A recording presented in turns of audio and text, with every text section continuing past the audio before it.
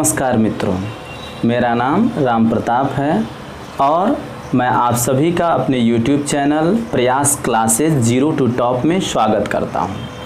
आज हम लोग सीखेंगे इंग्लिश ग्रामर में यूज़ ऑफ वर्ब बी। और जैसा कि सभी लोग जानते हैं कि वर्ब बी का यूज़ स्पोकन इंग्लिश में सबसे ज़्यादा होता है, इसलिए हमें ये सीखना और जानना बहुत ही ज़रूरी है।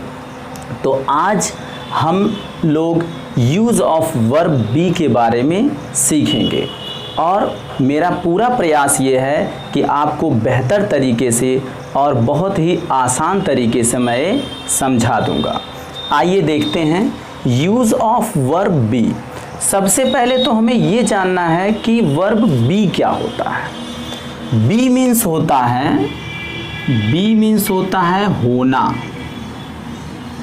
अर्थात जिस हिंदी वाक्य में किसी चीज के होने या ना होने का भाव प्रकट हो, वहाँ पे वर्ब बी का यूज होता है, वहाँ पे वर्ब बी का यूज किया जाता है।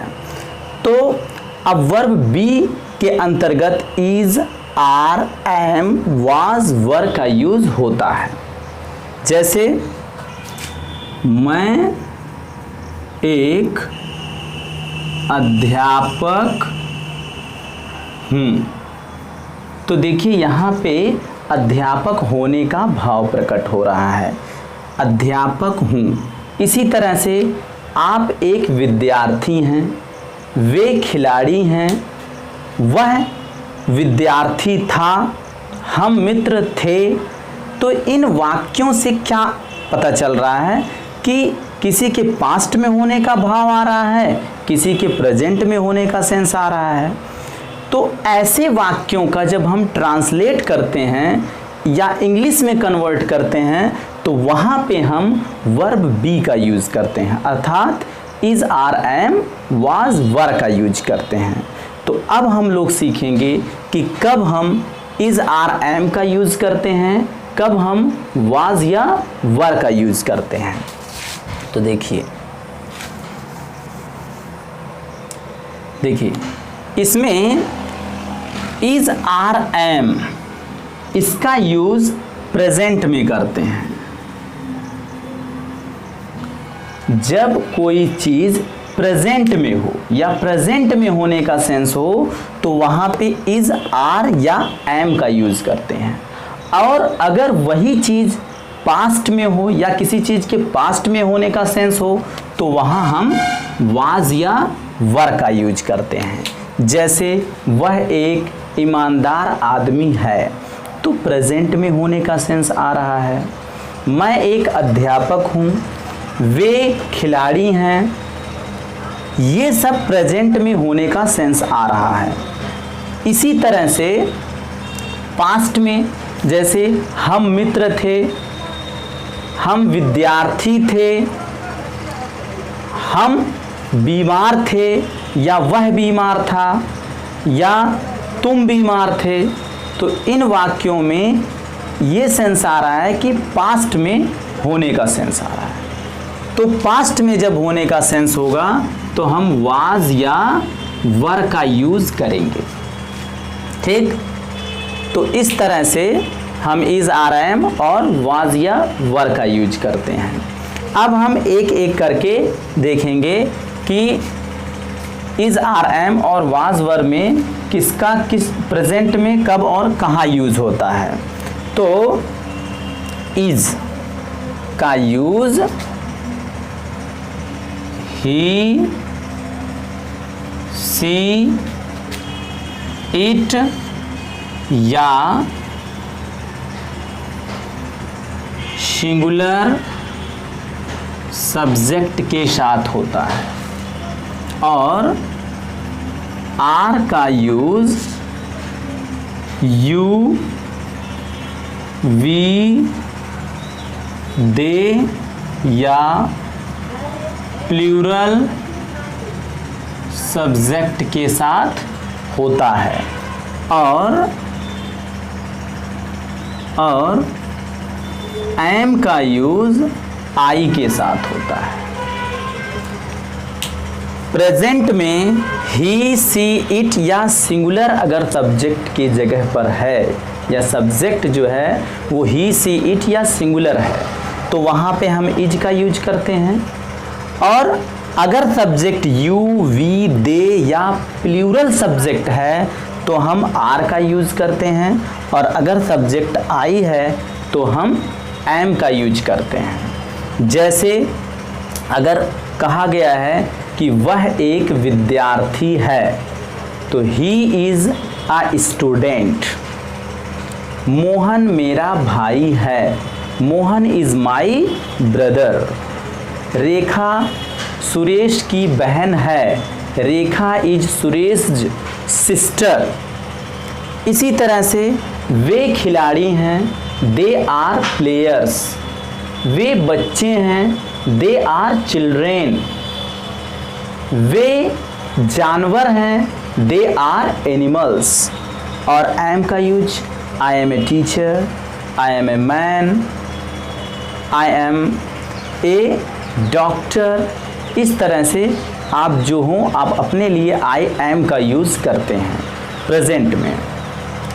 और इसे अब हम लोग एक बार लिख करके और समझते हैं कैसे हम ट्रांसलेट करते हैं। जैसे वह एक अच्छा विद्यार्थी है, वह एक अच्छा विद्यार्थी है। देखिए सबसे पहले तो इस वाक्य में केवल होने का सेंस आ रहा है, केवल होने का, यहाँ कोई क्रिया नहीं हो रही है। इसलिए हम इस सेंटेंस में वर्ब के रूप में वर्ब बी का यूज़ करेंगे, अर्थात इज आर एम का यूज़ करेंगे, क्योंकि यहाँ प्रेजेंट की बात हो रही है। तो सबसे पहले यहाँ देखते हैं वह एक अच्छा विद्यार्थी है। तो कौन अच्छा विद्यार्थी है? वह। यहाँ पे वह जो है वो एक सब्जेक्ट है। सबसे पहले आपको ये जानना जरूरी है कि सब्जेक्ट क्या होता है। तो किसी भी सेंटेंस में जिसके बारे में कुछ कहा जाता है उसी को हम सब्जेक्ट कहते हैं। तो यहाँ पे वह क्या है? सब्जेक्ट है। और ये है जो है ये वर्ब है। और एक अच्छा खिलाड़ी ये इस सेंटेंस को कंप्लीट कर रहा है, क्योंकि अगर आप बोल दें वह है तो सामने वाले के माइंड में ये क्वेश्चन आएगा कि क्या है। तो जब आप बोलेंगे एक अच्छा खिलाड़ी तो सेंटेंस कंप्लीट हो जाएगा, अर्थात यह जो है वो कॉम्प्लीमेंट है, कॉम्प्लीमेंट है। इस तरह से सबसे पहले सब्जेक्ट की इंग्लिश लिखेंगे वह। अब देखिए वह की इंग्लिश सी भी होती है, लेकिन सी फेमिनाइन जेंडर में यूज़ होता है, मतलब वो किसी लड़की या औरत के लिए यूज़ होता है। और वह अगर वो पुरुष है या लड़का है तो उसके लिए ही का यूज़ करते हैं। अब देखिए ही के बाद आप एक अच्छा विद्यार्थी है कि इंग्लिश नहीं लिखेंगे।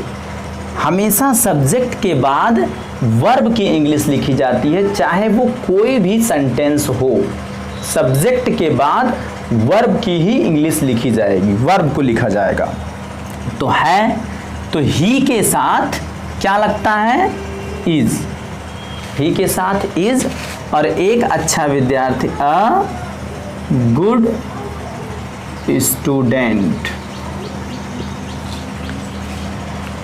आप लोग को बता दें कि आप लोग जब भी इस वीडियो को देखें तो आप लोग अपने साथ कॉपी और पेन ले करके बैठें, ताकि जो भी लिखवाया जाए आप उसे वीडियो को पॉज करके नोट कर लिया करें। तो वह एक अच्छा विद्यार्थी है, he is a good student. आइए नेक्स्ट एग्जाम्पल पे।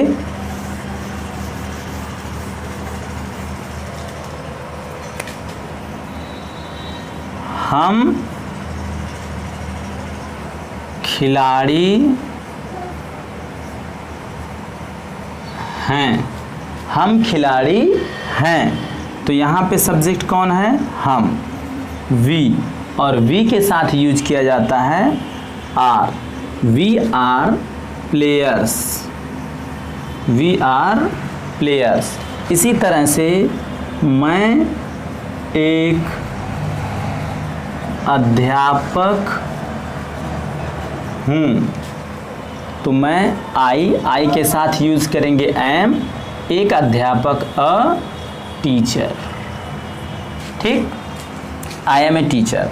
और इसके पहले मैंने लिखा था कि वह एक अच्छा